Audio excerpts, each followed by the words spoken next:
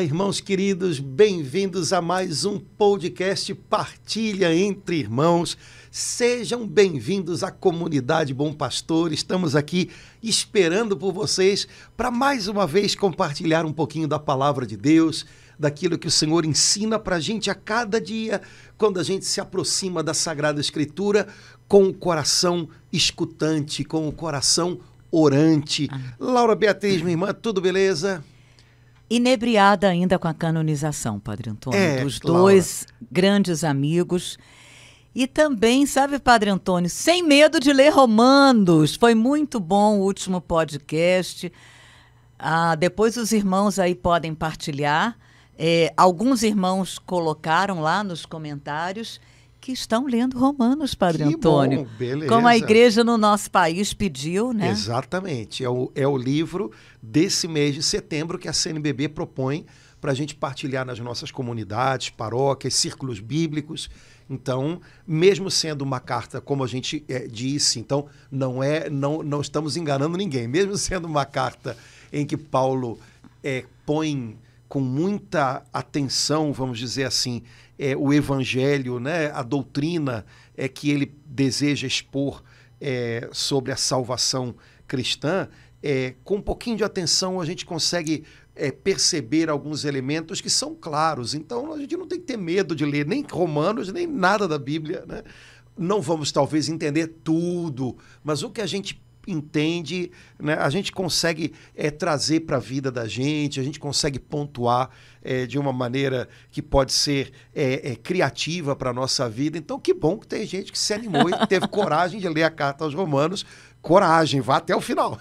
Padre Antônio, eu esqueci de perguntar desde o último podcast, porque a gente vê as outras epístolas, todas são aquelas cidades lá, mas aqui, epístola aos romanos, então ele estava escrevendo para os cristãos que moravam em Roma, é isso?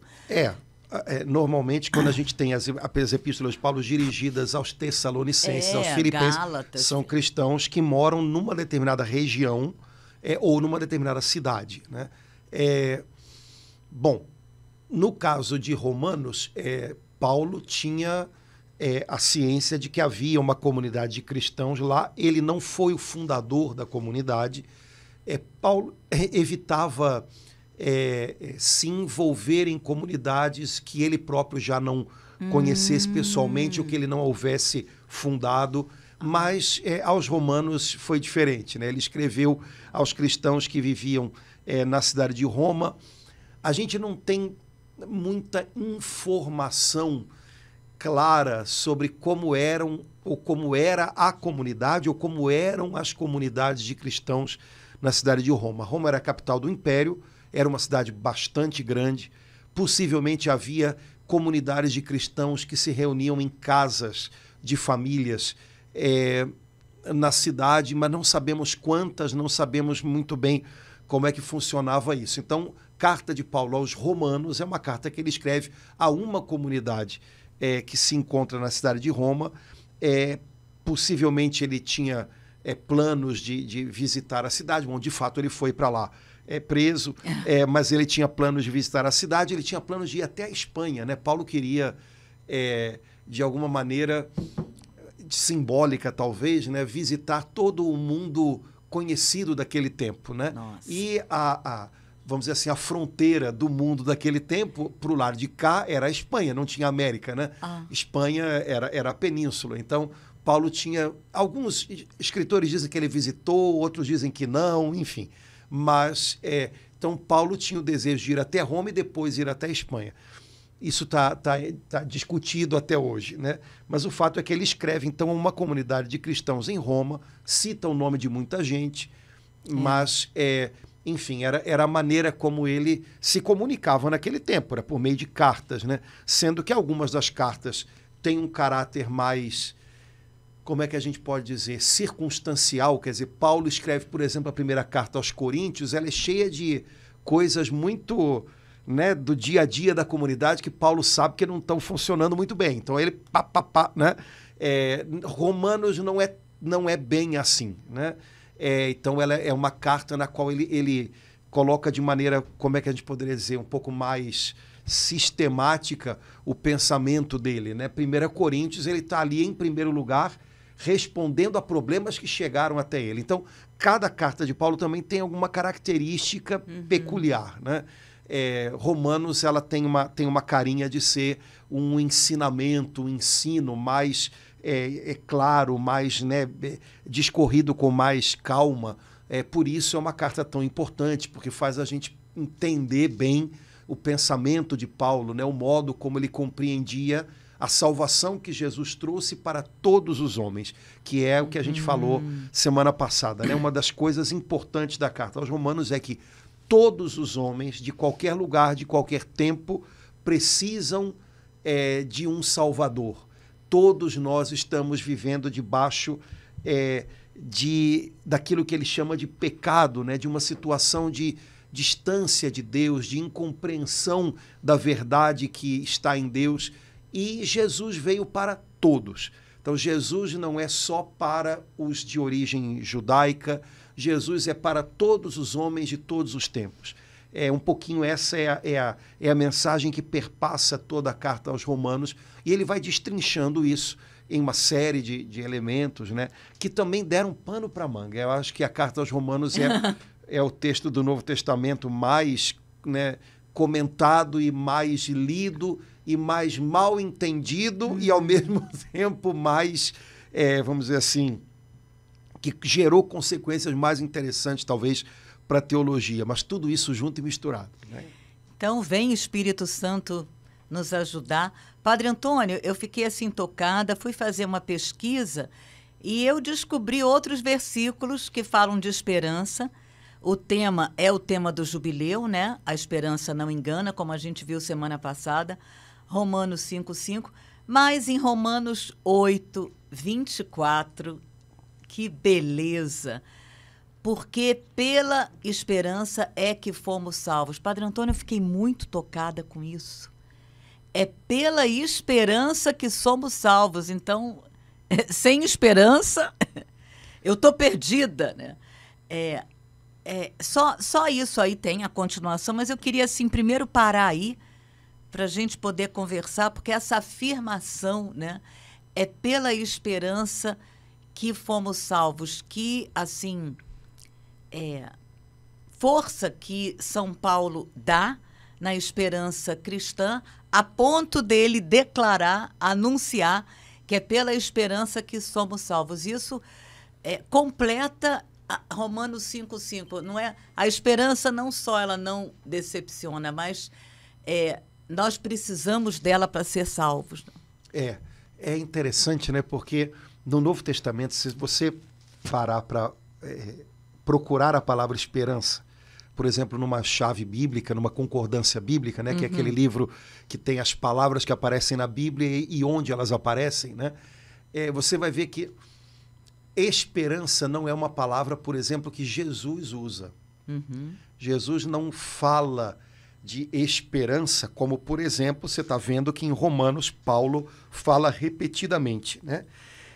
Bom, pode parecer estranho, mas faz sentido, né? Jesus é o Filho de Deus feito homem, ele está no meio de nós. Então, Jesus está anunciando às pessoas, o reino de Deus já chegou. Alguma coisa já começou, já entrou nessa história, que não vai voltar atrás, que vamos dizer assim, é o projeto de Deus que já está em andamento. Jesus, ele próprio é o reino de Deus já no meio de nós. Então, ele anuncia isso, ele diz isso às pessoas e, por isso, não fala tanto de esperança, que sempre remete a gente a futuro. Quando Jesus volta para o Pai, quando Jesus deixa sobre a terra a igreja, que é o seu corpo, com a promessa de que virá para completar ou para levar à plenitude o reino, Jesus abre um novo tempo de esperança. Então, os apóstolos, Paulo, no caso específico nosso aqui, começam a falar novamente, vamos dizer assim, de esperança. O que Deus tem para nós já começou. Jesus deu origem, deu início a um novo tempo. Jesus deu origem a um reino, a um reinado de Deus que não vai voltar atrás.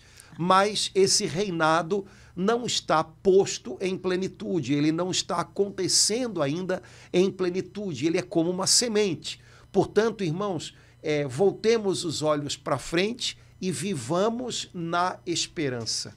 Fomos salvos na esperança, pela esperança. Ou seja, estamos vivendo nesse mundo que aparentemente é muito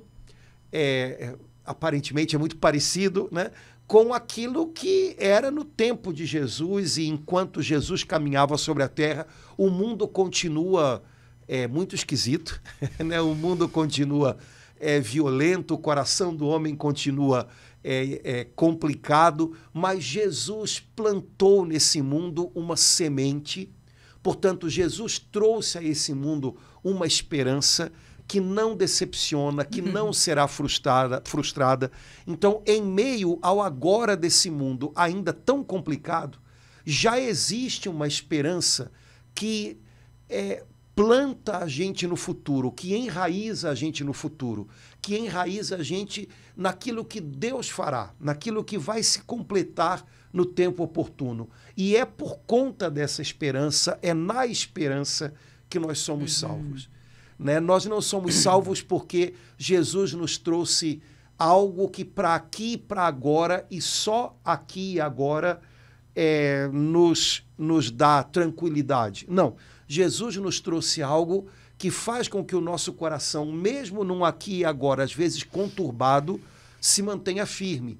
E a gente sabe que nesse aqui e agora, que às vezes é tão cheio de altos e baixos, o nosso coração está firmado nele. Então, vivemos nesse mundo com paciência, que é a palavrinha que aparece logo depois da frase que você citou. Vivemos com paciência, porque a paciência é fruto da esperança. Né? Eu padeço sem me desesperar e eu enfrento as coisas sem me desesperar, porque eu sei que as coisas complicadas, elas vão passar e elas não vão prevalecer no fim. Então, passamos pelas coisas desse mundo e dessa vida com paciência, porque temos esperança. Sabemos qual é o horizonte em direção ao qual nós estamos caminhando. E por isso fomos salvos na esperança. Ou seja, São Paulo diz isso em outra carta, né? Se tudo que nós esperamos da parte de Cristo se resumisse às coisas do aqui e do agora, nós seríamos os mais infelizes dos homens, porque muitas vezes nós que somos cristãos passamos pelos mesmos tipos de coisa e frustração e dores que todo mundo, mas nós esperamos nele algo que é duradouro, que é permanente, que é para sempre. E por causa dessa esperança não estamos perdidos agora. Então, isso é um outro detalhe legal. Quem sabe esperar tem a sua vida transformada já hoje. Esperança não é algo que eu imagino lá na frente, quase como uma quimera, como um sonho. Esperança é algo que eu sei que para lá é o caminho. E porque eu tenho esse destino para o qual eu me encaminho, o meu agora, né, o meu caminho hoje, ele é transformado. Isso a gente precisa entender bem, porque senão não é a esperança cristã, é só uma fantasia. Uma fantasia não transforma o meu agora. Uma esperança transforma, me faz viver diferente, me faz caminhar com mais segurança. Então, nós somos salvos na esperança, porque, de algum modo, essa esperança que a gente tem no reino que um dia virá de maneira plena, transforma a vida da gente hoje, o modo da gente viver hoje. Padre Antônio, amei isso aí. Quem tem esperança tem a sua vida transformada desde agora. Oh, glória a Deus! Aí a gente compreende melhor até o versículo seguinte, né? Nós que esperamos o que não vemos é em paciência que o aguardamos, porque desde agora eu que espero em Deus já usufruo de uma transformação da ação de Deus, que depois vai explicar o versículo seguinte, desde agora, né? Exato. Então, cristãos são pessoas que enfrentam o agora de um jeito sereno, porque esperam algo que vai vir da parte de Deus. Jesus já nos mostrou isso. Jesus ressuscitou, Jesus morreu e ressuscitou para nos mostrar, olha, isso é o novo de Deus que virá. Isso é o reino de Deus que um dia virá a vocês. Então, vivam as coisas sem perder isso de vista. E o modo como a gente olha para frente muda a maneira como a gente está, né, caminhando hoje. Isso é certo, né? Me parece que talvez seja um exercício que a gente devesse tentar fazer mais, né? Trazer a nossa esperança, trazer o amanhã que nós esperamos em Deus para agora. Uhum. Nós somos engolidos pela ansiedade quando nós tentamos trazer para agora um amanhã que é obra das nossas mãos. O amanhã que eu vou ter que fazer isso, eu vou fazer aquilo. Nós somos cheios de esperança e de paz quando nós trazemos para o agora o amanhã que está nas mãos de Deus. Ele tem para a gente uma vida que é eterna, que é uma vida de paz, que é fruto da sua misericórdia, né? Então, se eu tento antecipar um amanhã que é fruto das minhas mãos, eu vou ser mordido pela ansiedade. Se eu antecipo, se eu trago para hoje o amanhã que é fruto das mãos de Deus, o que Ele é capaz, o que Ele me dará, eu me encho de esperança e essa esperança me renova. Padre Antônio, então por isso que nesse mesmo capítulo, 2 versículos adiante, ele fala: aliás, sabemos que todas as coisas concorrem para o bem daqueles que amam a Deus, daqueles que são os eleitos segundo os seus desígnios. É um discurso sobre esperança, né? Então, imagina você ler essa carta sem os subtítulos que são colocados aqui para ajudar a gente, né? Mas sem esses subtítulos, a carta ela é sequencial. Então, ele está falando de esperança. Agora, uma esperança que transforma a maneira de eu enxergar o meu agora. E por isso ele diz, aliás, a gente sabe que todas as coisas concorrem para o bem, ou seja, todas as coisas, elas caminham juntas para um bem que está lá na frente, para o bem daqueles que amam a Deus, segundo os seus desígnios, ou seja, os desígnios de Deus. Né? Esses seus aqui poderia estar com letra maiúscula. É verdade. Né? Então, Deus tem desígnios, Deus tem um propósito para nós, para a nossa vida, para a humanidade, para a igreja. Deus tem projetos, Deus tem um plano. Nosso Deus não é um Deus que cria todas as coisas para abandoná-las, é um Deus que cria todas as coisas para levá-las à plenitude, né? Sempre pensar isso, né? Às vezes a gente pensa Deus muito só como se ele estivesse lá no começo. Ele me fez, sim, mas ele me fez para me levar à plenitude. Então ele está no começo, ele está no fim, por isso a Bíblia diz que ele é o alfa, é o ômega, né? Então ele tem desígnios, ele tem projetos. Então Deus é capaz de fazer com que todas as coisas, até as coisas complicadas, concorram, ou seja, sejam juntadas para me levar ao bem que ele tem preparado para mim, se eu o amo. Né? É interessante porque aqui não diz todas as coisas concorrem para o bem daqueles que são amados por Deus, porque todos são amados por Deus. Mas quem é que percebe, quem é que consegue juntar o quebra-cabeça de todas as coisas? Aqueles que amam a Deus. Né? Então, aqueles que amam a Deus, aqueles que esperam em Deus, eles percebem que nesse quebra-cabeças da vida, que às vezes parece tão complicado, parece que algumas pecinhas não se juntam, na verdade, elas se juntam, mas se juntam para que a gente possa, um dia, segundo os desígnios de Deus, viver o bem, né? Não um bem, mas o bem que ele tem preparado para nós, que é uma vida em plenitude, uma vida eterna, junto dele, mergulhada nele, né? Deus nos fez para Ele, Deus nos fez não para migalhas de felicidade, mas para uma felicidade que é Ele próprio. Então, a esperança nos ajuda a, desde agora, olhar o quebra-cabeças da nossa vida, mesmo que a gente ainda não tenha todas as peças na mão, mas a gente vai juntando esse quebra-cabeças e vai vendo, então tudo isso vai concorrer para o meu bem. As coisas que eu estou vivendo, também as difíceis, elas não impedem Deus de me levar à plenitude, ou seja, elas não impedem Deus de me fazer viver aquele bem que Ele tem preparado para mim.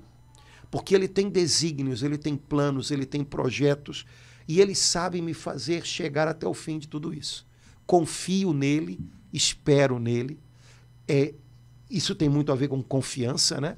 Aliás, sabemos que todas as coisas concorrem para o bem daqueles que amam a Deus. É um olhar altamente confiante para a vida, né? A gente olha para a vida e para os problemas da vida e olha com... Não, isso aí não vai me impedir de chegar onde Deus quer me levar.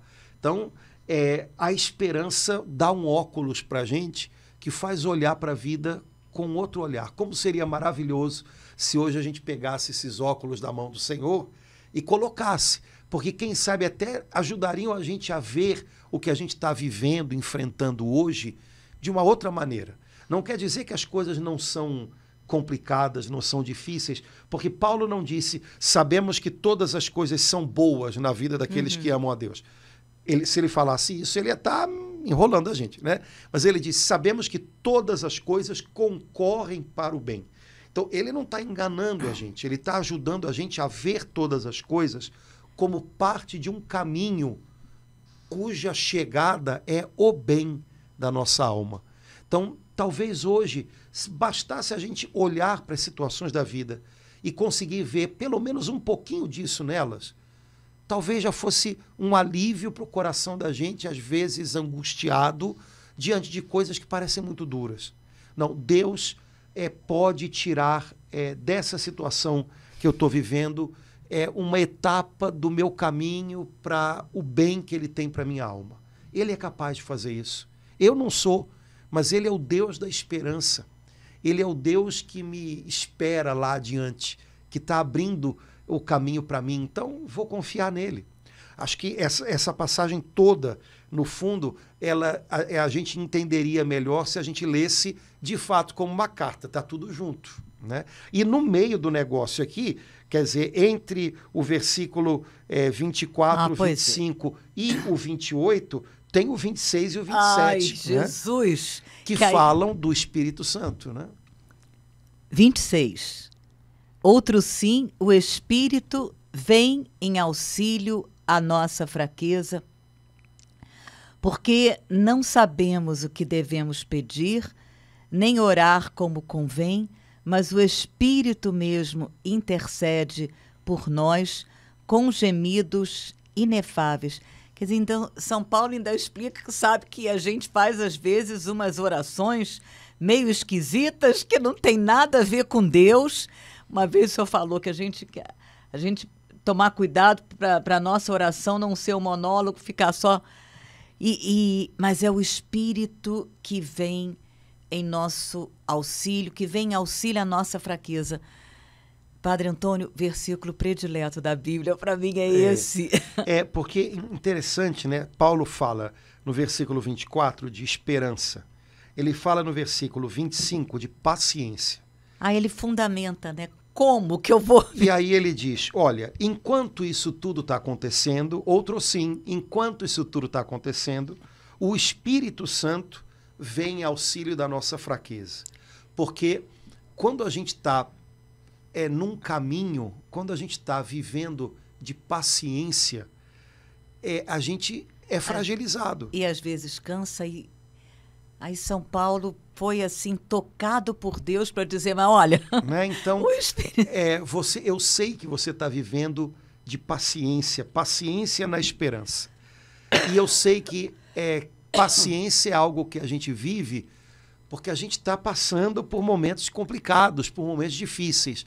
Mas olha, eu sei que quando a gente passa por momentos difíceis, a gente também fica frágil, fica fraco. O Espírito Santo é a sua força na hora da sua fraqueza. Então, lembra disso. E aí ele lembra de uma outra coisa, que é oração. Espírito Santo e oração são Então, duas sempre realidades juntas. que estão sempre juntas. Onde há o Espírito Santo, há oração. oração. Onde há oração, há o Espírito Santo. Então, São Paulo está dizendo, enquanto você espera com paciência, lembre que o seu grande companheiro nessa esperança é o Espírito Santo. E lembre que se você quer manter a sua comunhão com ele, você deve rezar. Mas também na hora em que você reza, você pode se sentir frágil. Quando a gente está para baixo, rezar é difícil, a gente não tem vontade, a gente não sabe o que dizer. Pois então Paulo diz, conte com o Espírito Santo como também o seu companheiro na oração. E isso é uma coisa na qual a gente às vezes deixa muito a desejar. É verdade. A gente reza como se tudo dependesse da gente na oração. Eu tenho que falar, eu tenho que começar, eu tenho que acabar, eu tenho que dizer o quê, eu tenho que lembrar de tudo. Quando, na verdade, a gente podia pensar assim, bom, eu vou rezar, eu preciso rezar. Eu estou passando por um momento complicado. Não é nem que eu queira, não. Querer eu não quero, mas eu preciso. Só que a Bíblia diz que o Espírito Santo vem em socorro da minha fraqueza e o Espírito Santo, ele reza por mim. A Bíblia diz exatamente isso nessa passagem. Porque eu nem sei muito bem como rezar. Pois então, vou aproveitar a companhia do Espírito Santo. Vou parar um pouquinho, vou ficar um pouquinho quieto. Vou tentar sintonizar com ele. E aí ele vai me dar a primeira palavra da oração. E aí pode ser que ele lembre um versículo da Bíblia. Pode ser que ele lembre uma música. Pode ser que ele toque o seu coração para que você manifeste, mostre para Deus como o seu coração está, que sentimentos tem dentro dele. Pronto, de repente, só de parar um pouquinho e lembrar, Espírito Santo, você está aqui, né? Então, me ensina a orar. Naquele tempinho, naquele segundinho, de repente, a chance que ele tem para dar a primeira palavra na nossa oração. E aí a oração já vai fluir diferente. Padre Antônio, tantos anos conhecendo esse versículo, eu nunca fui tão tocada como agora, nesse instante, nem orar como convém. A gente que está na caminhada já há algum tempo, a gente acha que já sabe orar, né? E que já ora, e às vezes pessoas tantas aí que têm uma vida de oração, mas me tocou muito isso aqui. Sem o Espírito Santo, né, eu estou fazendo a minha oração, mas eu posso estar orando de acordo com a minha conveniência, né? E não de acordo com o Espírito, porque é Ele sempre que vem. Sim. Orar como convém, na verdade, não é orar com as palavrinhas certas. Eu tenho que achar uma oração que essa. Orar como convém é orar segundo o Espírito Santo, segundo o coração de Deus, segundo a vontade de Deus. E quem pode me ajudar a orar como convém, não de qualquer jeito, mas como convém, a não ser o Espírito Santo. Nossa, isso dá, assim, derrama uma luz, um entendimento na nossa oração cristã de uma forma linda, né, Padre Antônio? Porque às vezes a gente vê, eu vou fazer, não, tudo bem, mas assim, pessoa que está muito, eu vou fazer essa oração aqui, porque com essa oração aqui, né, sei lá, prontas, isso aqui eu sei que eu fazendo essa oração eu vou conseguir assim. Chega quase que desdizer isso que está aqui. Mas, por outro lado, por exemplo, imagina que você está indo à missa num domingo em que você está meio cansado ou com a cabeça quente. Bom, você sabe mais ou menos como é que vai ser a missa, mas você não quer participar da missa só, como o pessoal diz, de corpo presente. Sim. Então, é uma oração que a gente pode fazer. Espírito Santo, eu estou indo participar da Santa Missa, que é a mais perfeita oração. Me ajuda para que eu ore na missa, para que eu participe da missa como convém. Nossa! E aí pronto, você de repente já vai entrar no negócio de outra maneira, né? Eu vou orar como convém, quer dizer então que eu vou ter que fazer algum malabarismo? Não. Espero que você não faça malabarismo durante a missa. Mas basta que você se una a Jesus naquela missa, basta que o seu amém naquela missa seja um amém de todo o coração. Pronto, isso também é orar como convém. E pode ser eu acho que seria uma excelente maneira de se preparar para a missa, de modo especial naqueles dias em que a gente sabe que a gente não está muito com a atenção muito focada e tal. Antes de participar, Espírito Santo, a Bíblia diz que você nos faz orar como convém. Eu gostaria de participar dessa missa como convém. Amém. E não de qualquer jeito, e não apressado, e não desatento, mas como convém, unindo o meu coração ao coração de Cristo, né? Unindo a minha oferta à oferta dele. Pronto, não precisa nem esticar tanto, né? Me ajuda a viver essa oração como convém. Vai rezar o terço. Espírito Santo, me ajuda a viver essa oração, essa meia horinha do terço, como convém. Pronto, eu acho que a oração já vai... Porque isso, inclusive, desperta a cabeça da gente. Cara, eu tenho que orar como convém, né? Então eu tenho que orar com reverência, eu tenho que orar com o coração sincero diante de Deus, eu tenho que orar com o coração, atento, reverente, paciente, sereno, sei lá como, né? Pronto, já mudou muito, né? Padre Antônio, que bênção é isso que o senhor falou. 2 minutinhos, como o senhor falou, não precisa de malabarismo, né? 2 minutinhos antes de ir para a missa dominical, antes de rezar o terço, antes de fazer a minha oração pessoal da manhã. Uma coisa rápida, mas lembrando e invocando o Espírito Santo. Para que ele possa nos ajudar a viver aquele tempo de oração como convém. Ou seja, como é que convém? Convém que seja segundo o coração de Deus, convém que seja para agradar a Deus, convém que seja uma oração que vai me alinhar com a vontade de Deus. Tudo isso é a oração que convém. Então, eu acho que se a gente pede isso ao Espírito Santo, né, no início das nossas orações ou como preparação para esses momentos de oração mais solenes, mais decisivos, eu acho que sai um negócio bonito disso aí, viu? Eu acho que dá para a gente fazer disso vamos dizer assim, uma boa preparação, né? E com uma coisa tão simples que vai estar sendo conforme a palavra, aquilo que a palavra diz que a gente deve, né, fazer, e se a gente pede algo segundo a palavra, eu creio que Deus não vai negar de forma alguma, e pronto, já abre um horizonte para a gente. Nossa, hoje eu vou participar dessa missa como convém, porque o Espírito Santo vai me conduzir, né? Hoje eu vou começar o meu dia com as minhas orações da manhã como convém, porque o Espírito Santo vai ser o meu mestre, o meu companheiro de oração nessa oração. Então ele vai me inspirar a postura de alma, os sentimentos mais corretos,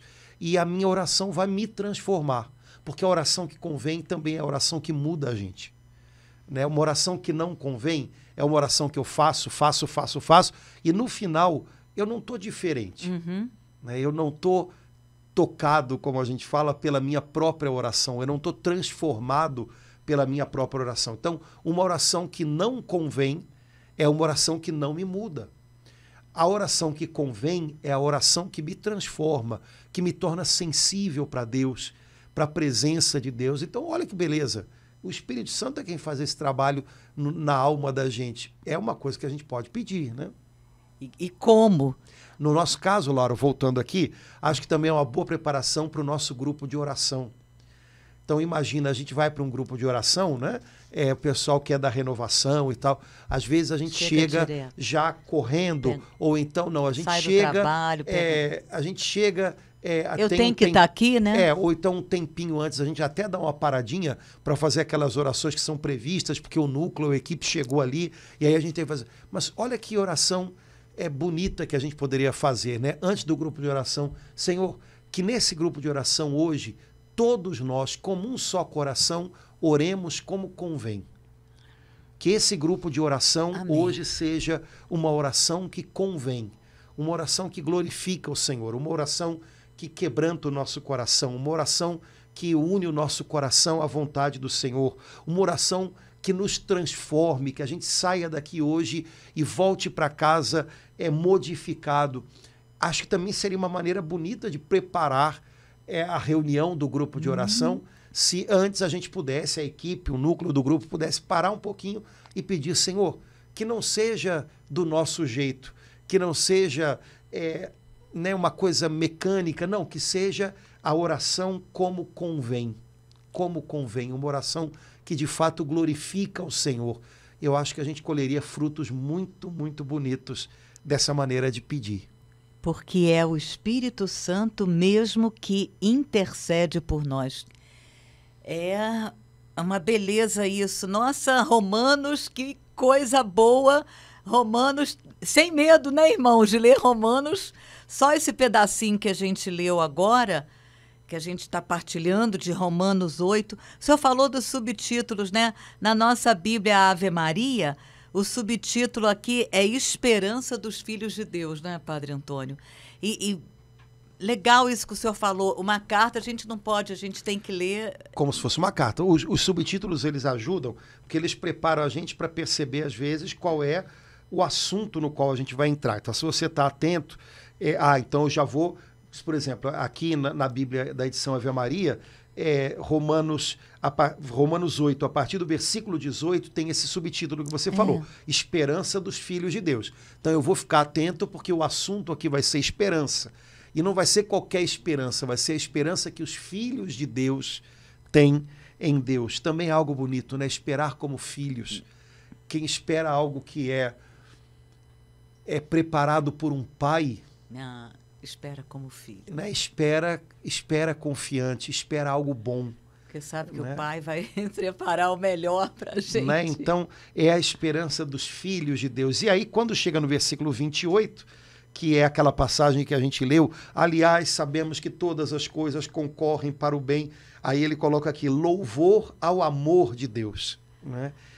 Mostrando que o amor de Deus... Ai, que lindo, né? Esse título. Pois meu tá nos deu lindo, tudo. Louvor, né? Ao amor de Deus, nossa. Né? Quem nos separará? Né? Quem será contra nós? Né? Se em Jesus nós recebemos o próprio Filho de Deus que veio nos salvar, né? Como é que não vamos ter tudo junto com ele? Então, os subtítulos ajudam a gente a perceber o assunto, mas lembrando que é uma carta. Então, dificilmente numa carta a gente coloca... Os subtítulos não foram escritos por Paulo, né? Sim. Então, às vezes, a gente tem que tomar cuidado para não passar uma faca no texto bíblico. Não, a frase que eu estou lendo aqui tem a ver com a anterior, tem a ver com a seguinte. Então, para eu situar as coisas, é aquilo que a gente chama de contexto. Né? Um texto sem contexto, às vezes, não é bem compreendido. Então, também ler a carta dessa maneira, né? Opa, do que ele estava falando aqui? Por isso que ele está falando aqui disso. É a maneira normal como a gente lê um texto que foi escrito por alguém para a gente. Né? Então, lembrar que é uma carta. Né? Então, tem que ler como se fosse. Né? Não é um e-mail também, não, viu? É uma carta. Né? Se fosse um e-mail, ia ser uma coisa meio telegráfica, né? Mas é uma carta. Coisa que a gente hoje quase não escreve mais, é uma pena, né? Mas a gente tem que tentar aproveitar, né, isso para compreender bem a mensagem. Lembrando que é um texto. A gente está lendo um texto.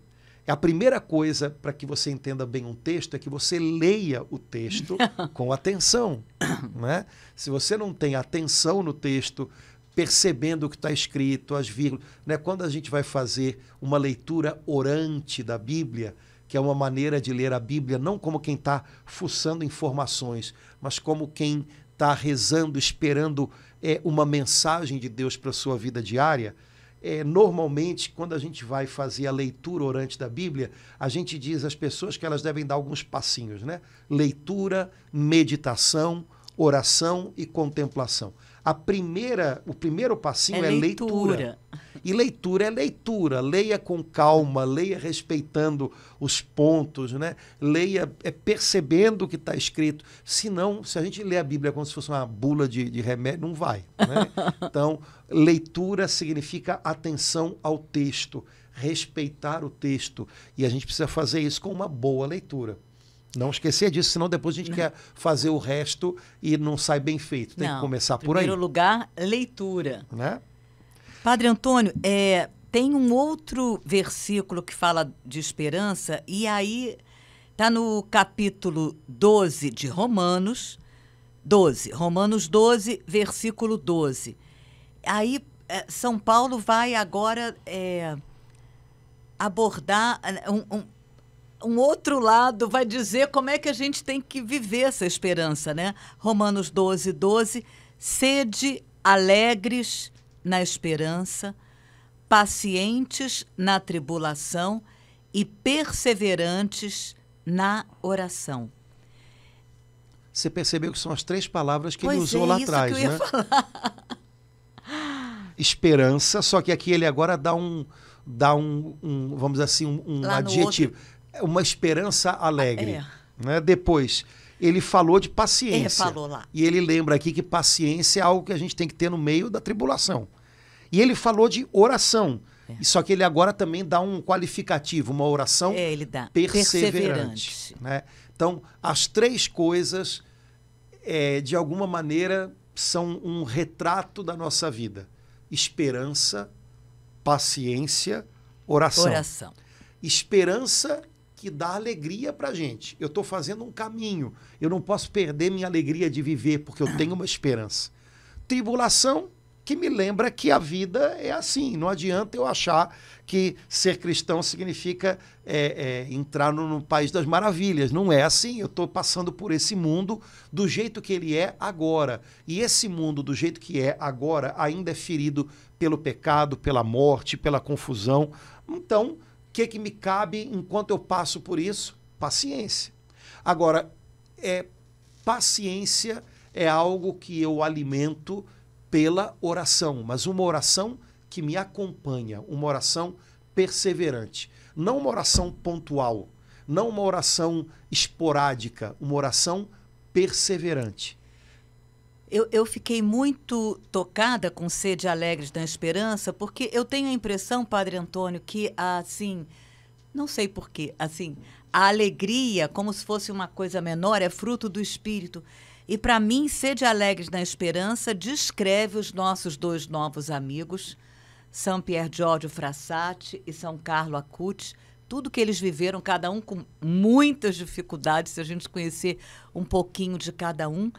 Então, eles viveram isso aqui, né? Eles foram alegres na esperança, com todas as dificuldades que cada um teve, assim, não eram de famílias, né, que viviam a fé, e eles puderam, assim, viver isso aqui. Então, assim, ao tomar Romanos 12, 12, eu olho, assim, me reporto a São Pier Giorgio Frassati, a São Carlo Acutis, e pedindo aos 2 essa graça, como São Paulo fala aqui, de ser alegre na esperança. Não sei se tem como a gente ter esperança sendo triste, mas enfim. Sempre tem alguém que acha um jeito. A gente chata sempre dá um jeito. Mas, de fato, você falou uma coisa importante, né? Para alguns cristãos pode parecer que a alegria é uma coisa menor, quando, na verdade, alegria é sinal da presença do Espírito Santo, né? E o Espírito Santo é reconhecido pelos sinais da presença dele.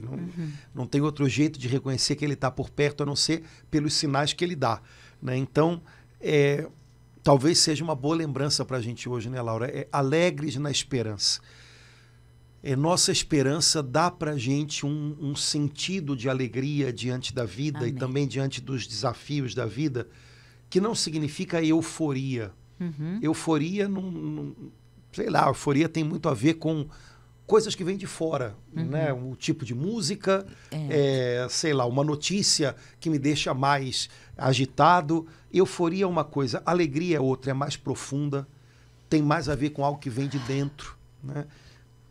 Mas todo mundo conhece o ditadozinho que diz que um santo triste é um triste santo, né? Quer dizer, seria uma coisa muito esquisita também, uma alegria que não se manifesta de forma alguma. Eu tenho alegria, mas cadê? Não está aqui, está bem guardada, né? Não, a alegria é o tipo de coisa que transborda por si própria, né? É característica da alegria, de alguma maneira ser contagiosa, né? E me parece que é algo sempre bom da gente lembrar, principalmente para a gente que vive muito falando do Evangelho. A gente quase que tem sei lá, uma vida de viver para isso, né? Quase como um compromisso profissional, né? Cara, cuidado para não fazer isso né, de um jeito.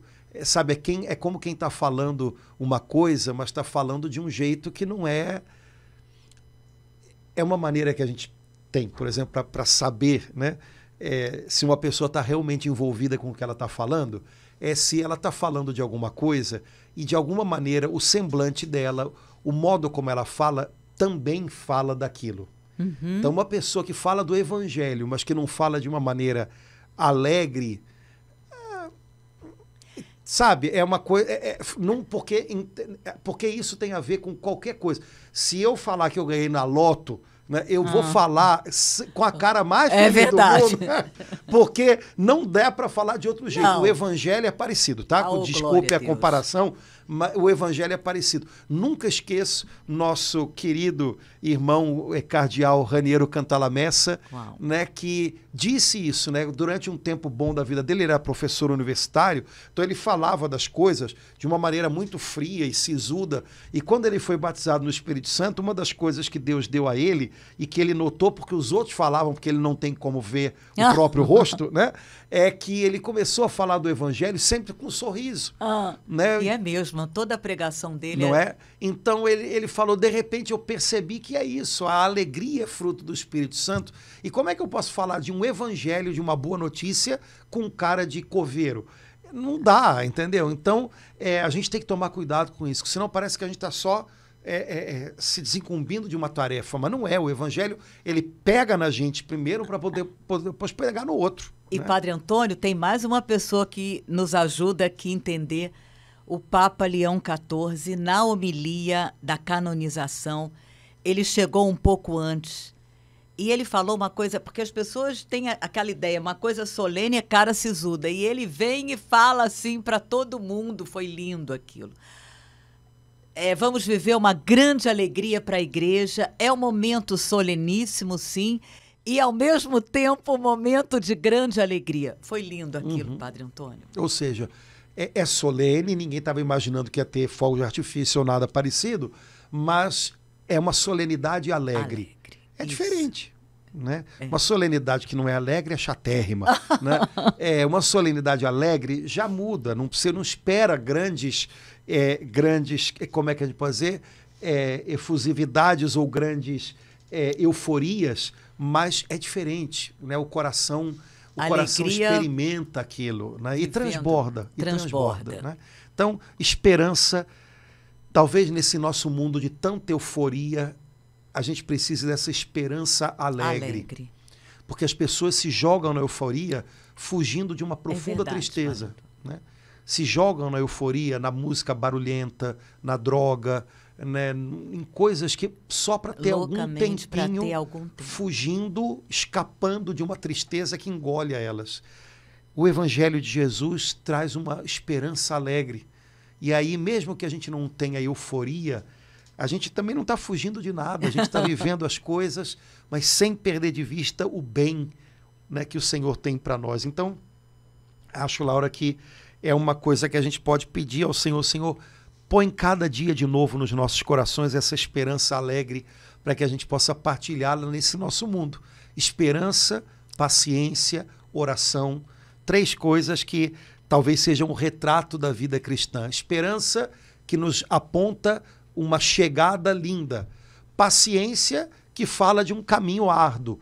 E oração, que é o transporte no qual o Senhor nos leva. Então, vamos viver isso com um coração confiante, conforme o apóstolo Paulo nos convida na carta aos Romanos. Beleza? Beleza, Padre Antônio. Vamos parando por aqui, Laura, senão depois o pessoal vai embora e a gente fica conversando sem parar e eles têm que sair da internet. Então vamos lá. E aí, irmãos, comentem aí o que vocês estão achando de Romanos. E a gente, nossa, eu tô amando. Que bom, então vamos nós. Coragem. Também, né, Ângela? Coragem. Gente, Deus abençoe muito a vida de cada um dos irmãos, que a gente possa agora voltar para a nossa vida, para o nosso dia a dia. Alegres na esperança. Alegres na esperança, na força do Espírito Santo. Né? Gente, um abração, Deus abençoe. Até logo. Tchau, irmão.